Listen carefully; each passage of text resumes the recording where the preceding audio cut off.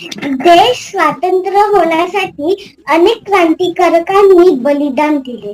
त्यांची माहिती शाळेच्या पुस्तकात दिली जाते. पण देशाच्या स्वातंत्र्यानंतरही खूप सैनिकांनी देशासाठी बलिदान दिले आहे.